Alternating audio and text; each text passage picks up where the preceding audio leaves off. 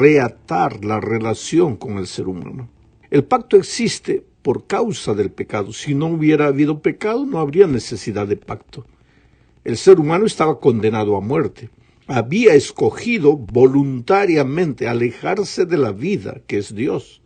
Había entrado, pues, en el territorio de la muerte, pobre ser humano. Las cosas, después del pecado, podrían haberse quedado así como estaban. Quiere decir, el hombre se iría autodestruyendo poco a poco hasta desaparecer. Y Dios podría haber creado una nueva raza.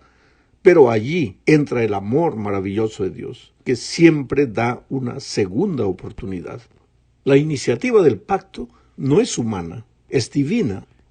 El hombre, por el hombre mismo, solo huye, se aleja, se esconde. Dios es el que lo busca, el que le ofrece una segunda oportunidad.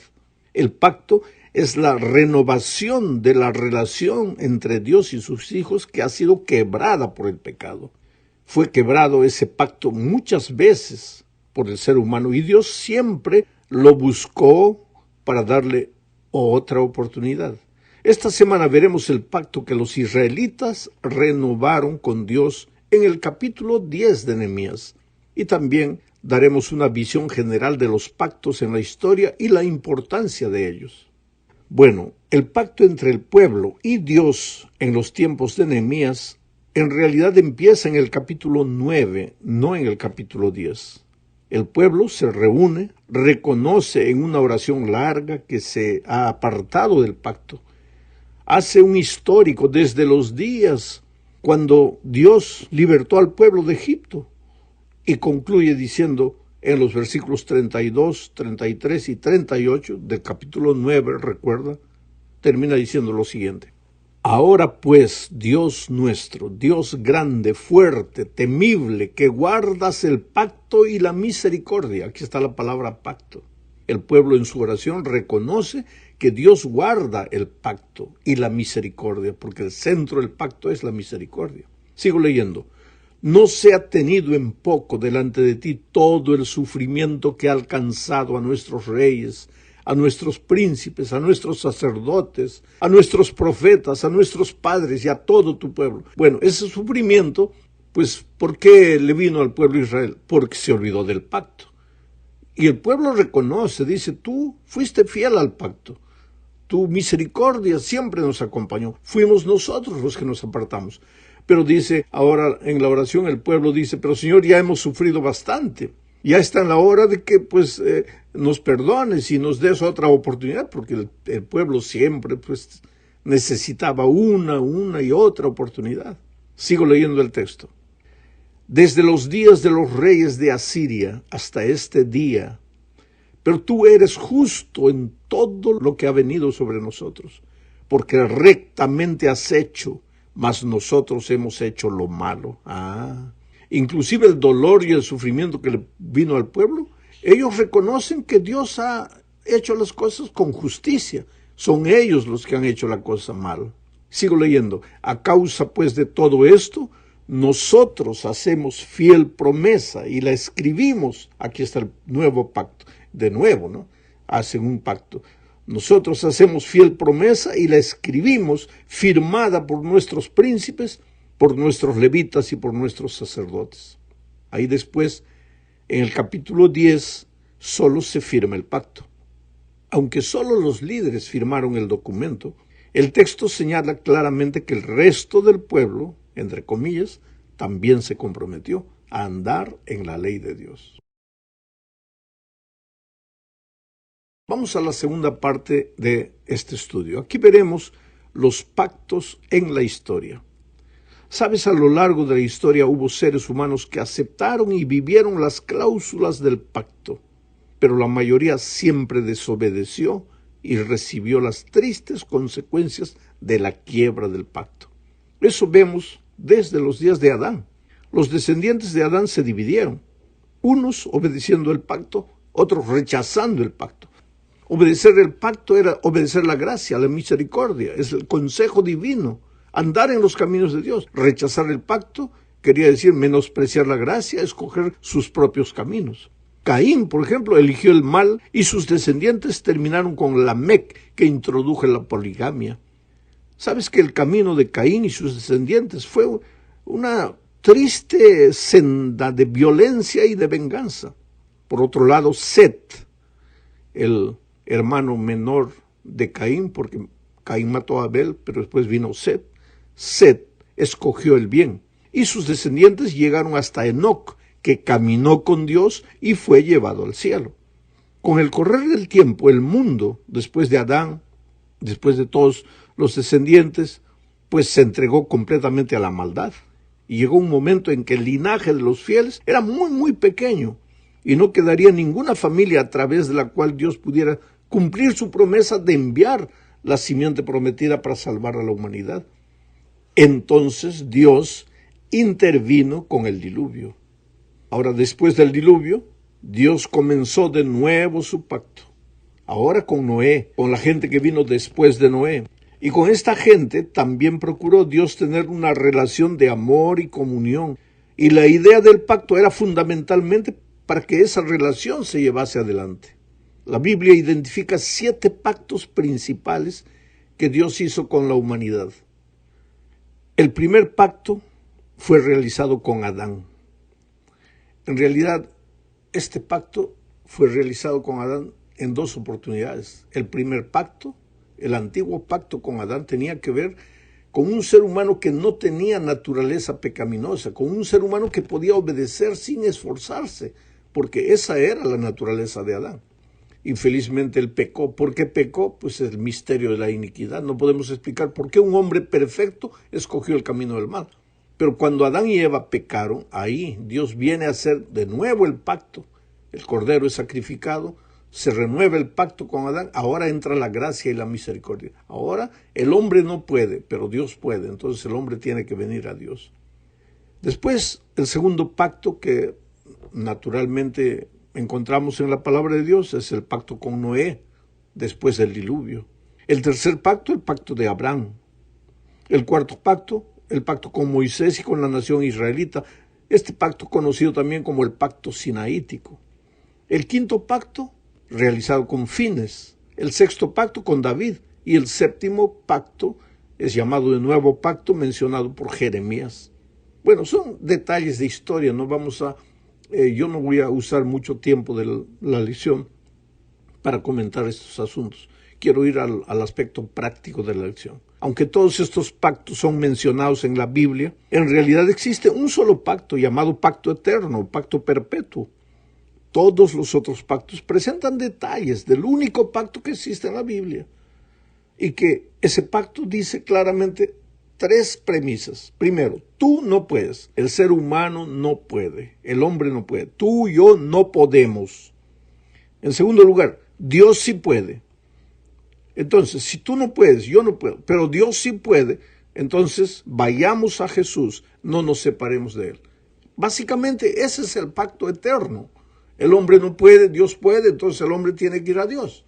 Aceptar la gracia, el amor, el poder, la fuerza que viene de Dios.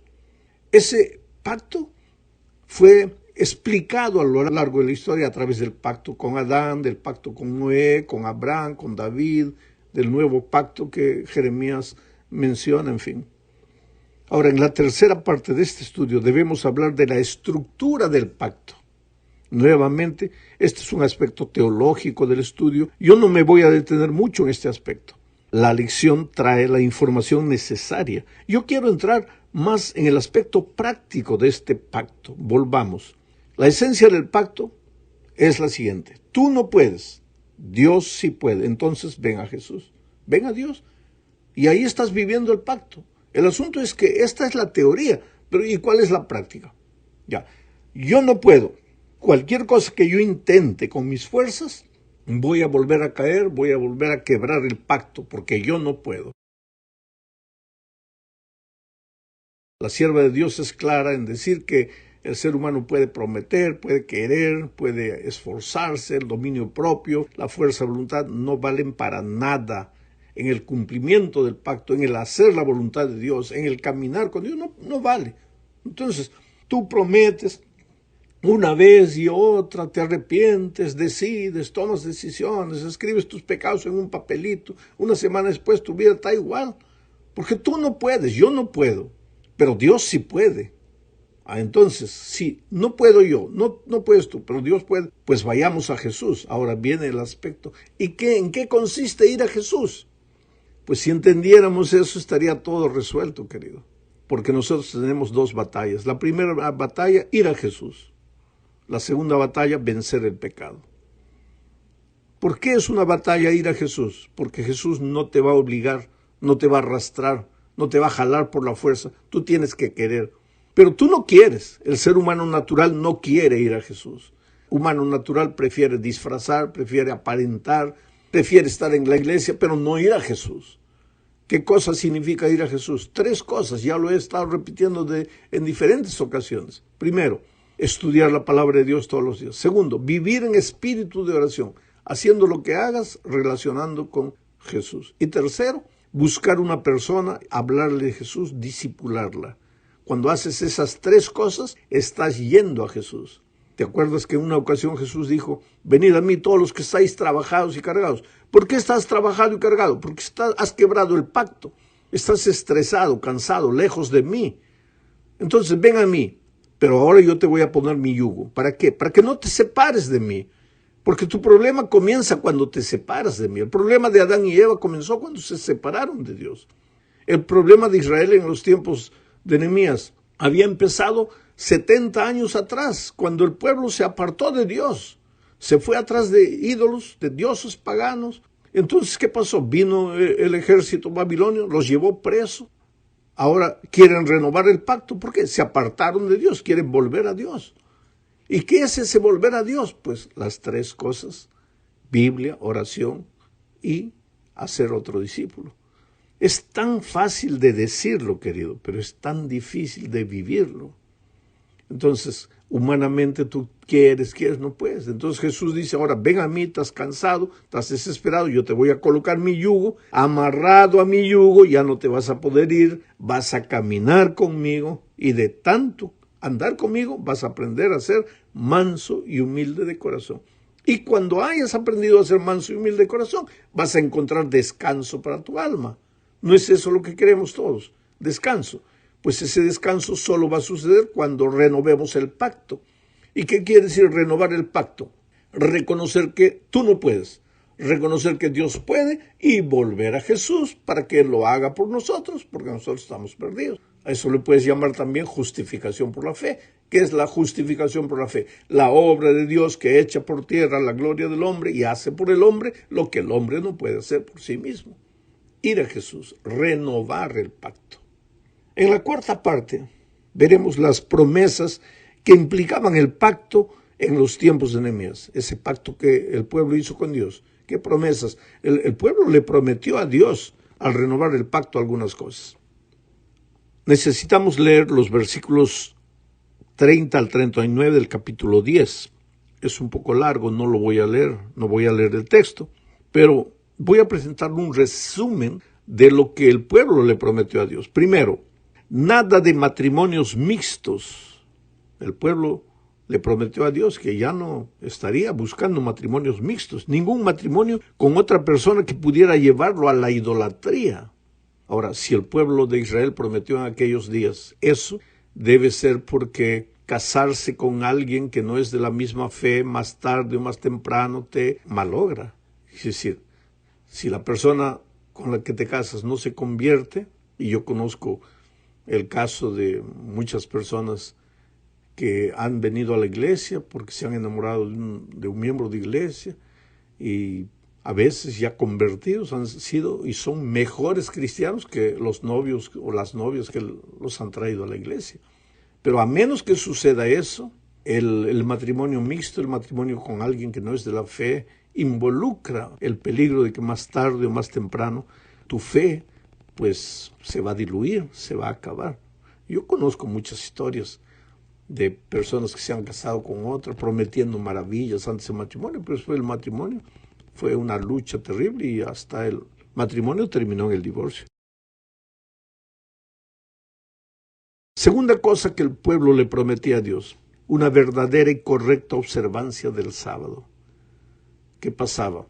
En los tiempos de Nehemías, a las 6 de la tarde la gente estaba llegando, cargando leña, trayendo las cosas para vender, y entonces Nehemías un día se propuso y dijo, no, a partir de hoy nada de esto va a suceder. Los extremos del sábado, viernes en la tarde, sábado en la tarde, hay que cuidar, y el pueblo le prometió a Dios eso en el pacto que renovó en los tiempos de Nehemías. Tercero, la cancelación de la deuda y la observancia del año sabático para cuidar de los pobres y darles libertad.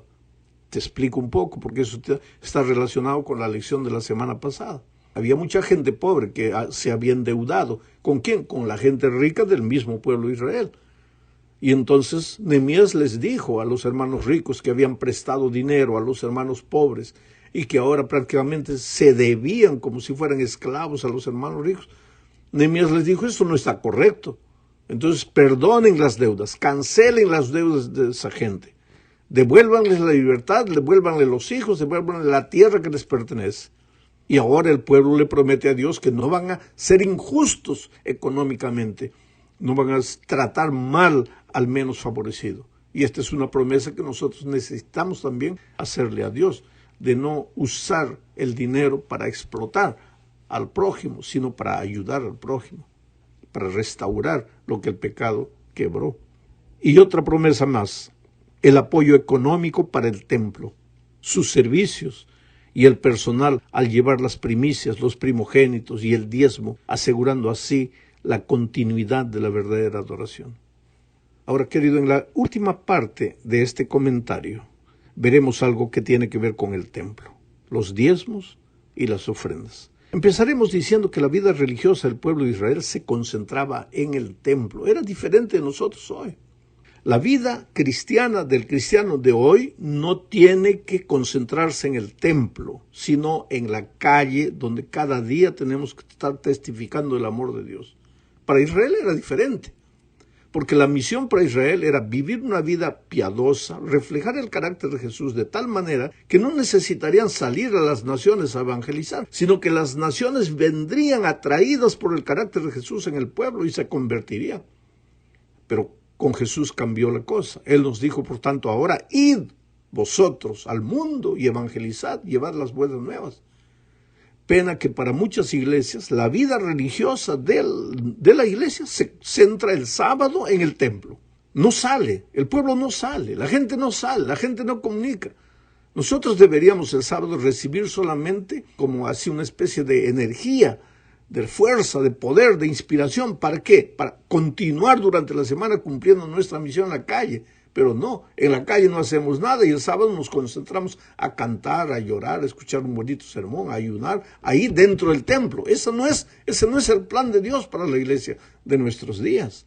Por otro lado, aquí se menciona el uso del diezmo y de las ofrendas. Dice que todo debe ser traído a la iglesia, a la tesorería del templo. Esto significa que Dios no le da al pueblo, a su pueblo, no le da libertad para usar el diezmo como quiere. Es